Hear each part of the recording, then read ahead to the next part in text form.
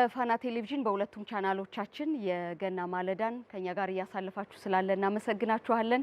እንግዲህ ከዚህም በኋላ የተለያዩ የበዓል ጉዳዮች ከናንተ ከተወደዳችሁ ተመልካቾቻችን ጋር ቆይታ ያደርጋሉ። አሁን ግን አረፍ እንልና ጥቂት የዝማሬ የሙያ እንደዚህ ያሉ ጨዋታዎችን እንጫወታለን። ረታ ጳውሎስ አብሮናል።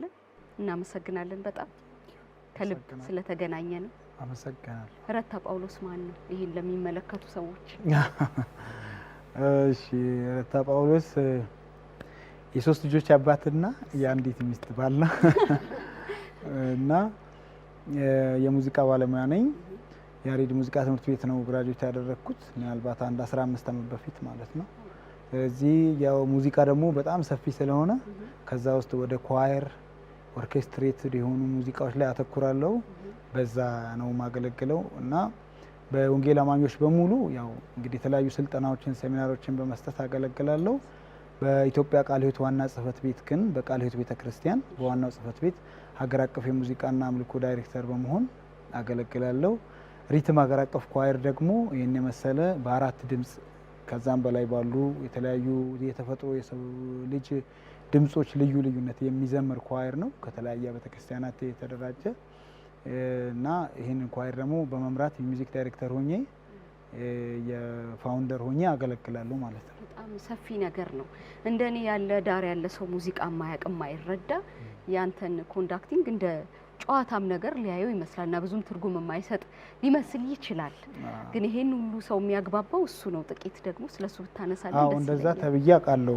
እየቀለድክ ነው ወይ ነው? ጊዜ ላይ ቪዲዮዎች ላይ እንግዲህ ኮንዳክት እያደረኩኝ ኮሜንት ሲደረግ በጣም መዝሙራችሁ ያምራል፣ ኳየሩ በጣም ደስ ይላል፣ ይሄ ከፊታችሁ ቆሞ ግን እጁን የሚያወዛውዘው ሰውዬ ይረብሻል የሚል ኮሜንት ጭራሽ ያው ካለማወቅ የሚመጣ ነው። ኮንዳክቲንግ የሚባለው ሙያ በእርግጥ እኔ ኮንዳክተር አይደለሁም ማለት በኮንዳክቲንግ በማስተርስ ደረጃ ስለሆነ የሚሰጠው በዲግሪ ያሬድ ስንማር ግን እንደ ኮመን ኮርስ አንድ ኮርስ ይሰጣል ኮንዳክቲንግ ማለት ነው። ለሁሉም ሙዚቃ ተማሪ የሚሰጥ ነው። ያንን እኔ በራሴ ለማሳደግ ነው ጥረት ያደረኩት እንጂ እንደ ኮንዳክተር ሙያው በማስተርስ ደረጃ ብቻ የሚሰጥ በጣም ትልቅ ኃላፊነት ነው። ልክ እንደ አንድ ባቡር ሾፌር ወይም እንደ አንድ ትልቅ መሪ ነው የሚታየው እና ብዛት ያለበት ፐርፎርማንስ ሁሌ በኮራል ኮንዳክቲንግ እና ኦርኬስትራል ኮንዳክቲንግ ይባላል። በሁለት ይከፈላል። ብዙ የሙዚቃ መሳሪያዎች ያሉበት ሲምፎኒ አይነት ከ80 እስከ 120 ኢንስትሩመንቶች ያሉበትንም ኮንዳክተር ነው ኮንዳክት የሚያደርገው የሚያስጀምረው በመሃል ላይ ያሉትን ዳይናሚክሶች ከፍ ሲል ዝቅ ሲል የሚመራው ማለት ነው። እንደ ምልክት ቋንቋ ነው። በኮራል ኮንዳክቲንግ ደግሞ ተብሎ የኳየር ደግሞ በብዛት ሲዘምር ያው ኮንሴፕቱ ምንድነው? ብዙ ሰው በአንድ ፐርፎርም ሲያደርግ የግድ መሪ ያስፈልጋል። የሙዚቃውን ሞር ህይወት ለመስጠት ቴምፖ የሚባል ነገር አለ፣ ቢቱን ለመጠበቅ ዳይናሚክስ አለ፣ ከፍ ዝቅ ሲል ሲጀምር ሲያልቅ እነዚህ ብዙ ነገሮችን ማኔጅ ያደርጋል። እያንዳንዱን ፓርት ማወቅ አለበት።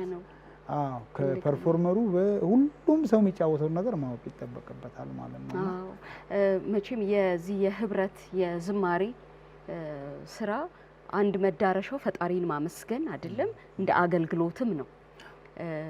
እንደዚህ ያሉ ኳየሮች ከዚህ በፊት ኖረው ሊያውቁ ይችላሉ፣ ግን ሪትም የተለየ ይመስለኛል።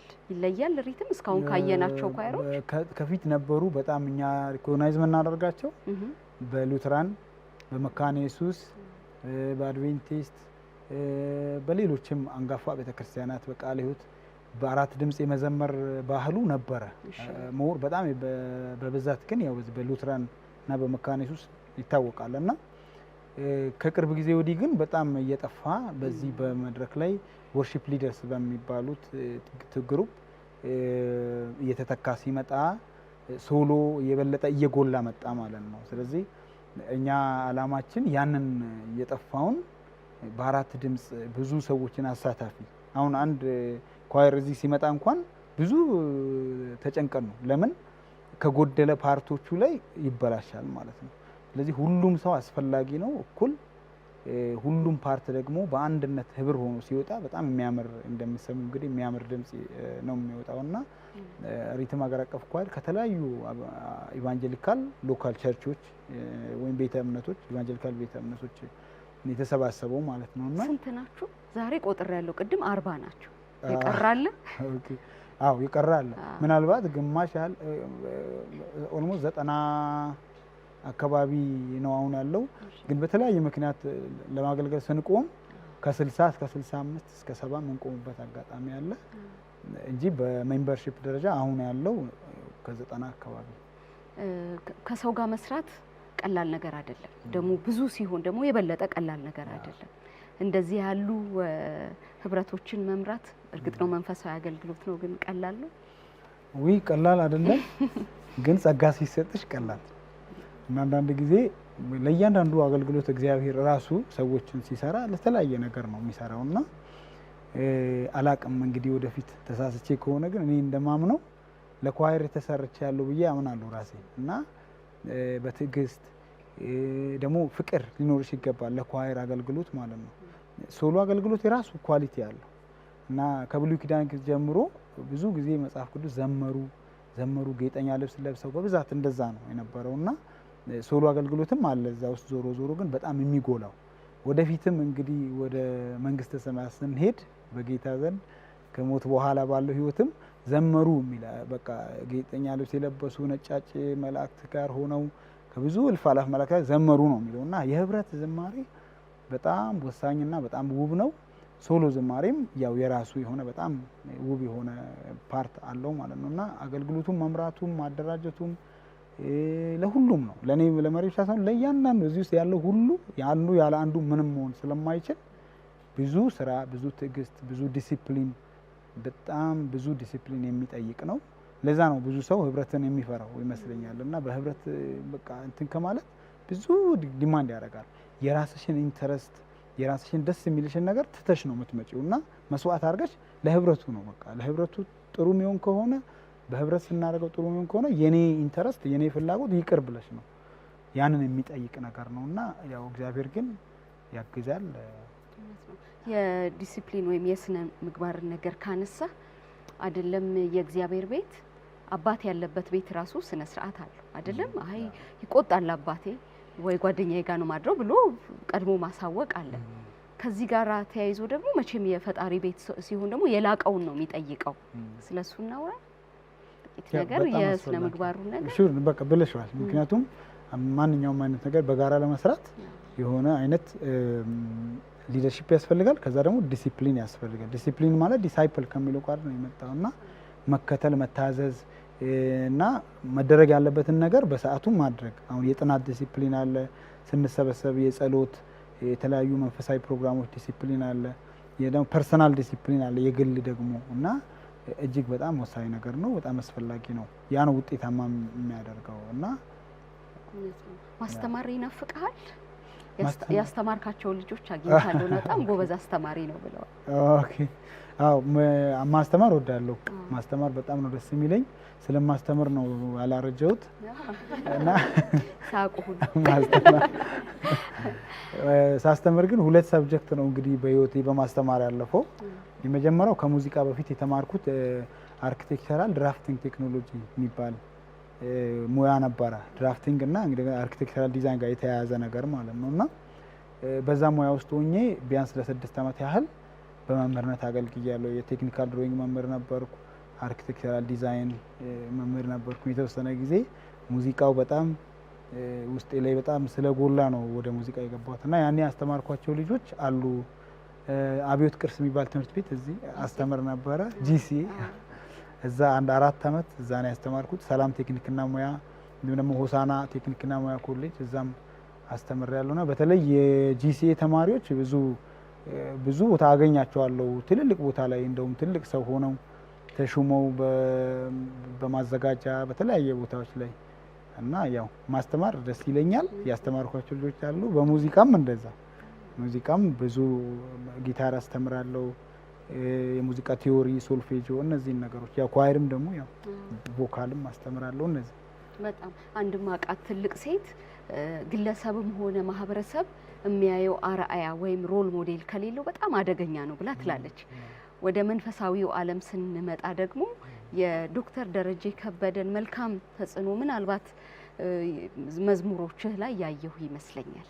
እንደዛ ያለ ነገር አለ ልታካፍለን ይችላል? ያው ከልጅነት ስናድግ አባታችን እና እናታችን ናቸው። እንግዲህ እኔ ባደኩበት ጊዜ ለክርስትናውንም የዝማሬውንም ነገር ያስተዋውቁኝ እና ምን በማድረግ ነው አባቴ ትልቅ ሚና የተጫወተው? ካሴቶችን እየገዛ በመክፈት ነው።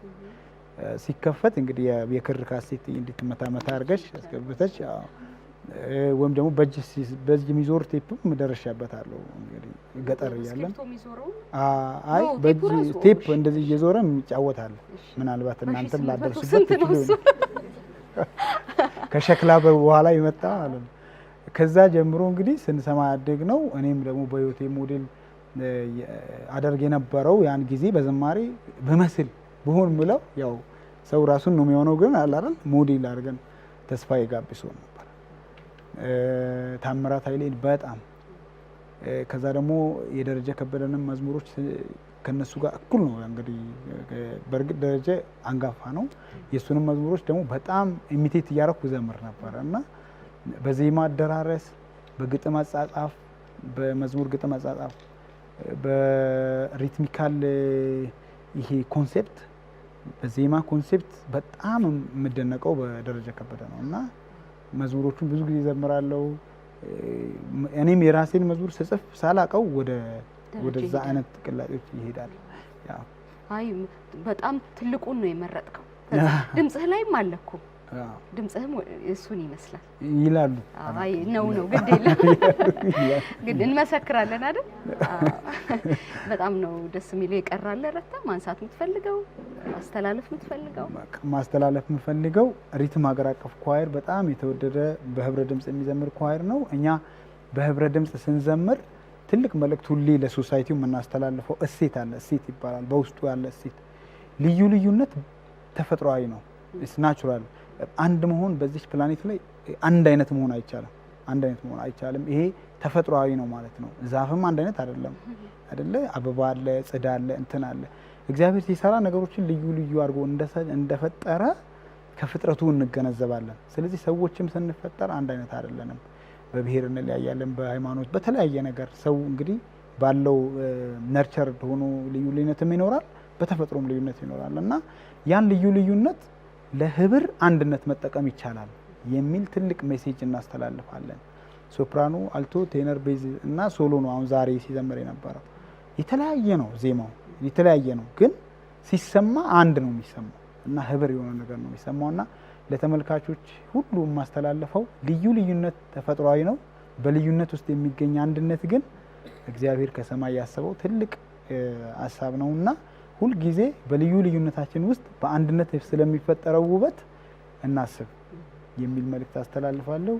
እንኳን ለጌታችን ለመድኃኒታችን ለኢየሱስ ክርስቶስ ልደት በዓል በድጋሚ አደረሳችሁ። ለሁላችሁም መልካም በዓል እንዲሆን እመኛለሁ።